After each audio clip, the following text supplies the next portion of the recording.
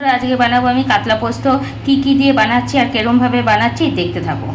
মাছে আমি নুন হলুদ মাখিয়ে নিয়েছি আর এইদিকে তেল গরম হয়ে গেছে। এবার আমি মাছগুলোকে এক এক করে দিয়ে দেবো। এইদিকে আমি শিলে পোস্তটা বেটে নিচ্ছি। আর এবার মাছ ভাজতে দিয়েছি।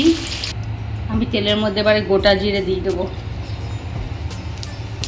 তারপরে টমেটো কুচি মধ্যে দিয়ে দেবো, আদা বাটা আর জিরে বাটা। এই দেখো দিয়ে দিয়েছি আদা বাটা জিরে বাটা। এবারে একটুখানি এটাকে কষাবো।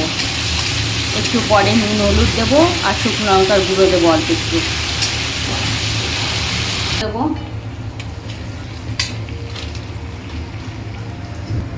হলুদ দেবো, পরিমাণ মতন লবণটাও দিয়ে দেবো। মশলাটা সিমে করে কষিয়েছি বলে মশলাটা পড়ে নি, পুড়লে হবে না, পুড়লে ভালো লাগবে না। অল্প একটু জল দিয়ে দেবো। এবারে কাঁচা লঙ্কা আর মাছগুলো ঝোল ফুটে গেছে, ঝোলের মধ্যে এবার আমি দিয়ে দেবো।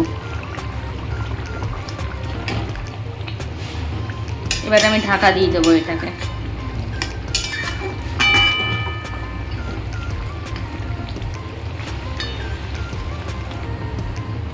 এবার আমি ঢাকনা তুলে দেব। এবার আমি পোস্ত দিয়ে দেবো এর মধ্যে। পোস্ত দিয়ে দিয়েছি আর সামান্য একটু কাঁচা তেল দেব। দিয়ে এবার এটা মিক্স করব। দেখো মিক্স করে দিয়েছি, একটুখানি ফুটিয়েই আমি নামিয়ে ফেলবো। কাতলা পোস্ত রেডি, এবার আমি নামিয়ে ফেলবো। এই দেখো বন্ধুরা, কাতলা পোস্ত রেডি হয়ে গেছে। এবারে তোমরা করে আমাকে কমেন্টসে জানাবে কীরকম লেগেছে। ঠিক আছে, অবশ্যই একবার করবে কিন্তু। ঠিক আছে, চলো টাটা, আজকের মতন টাটা।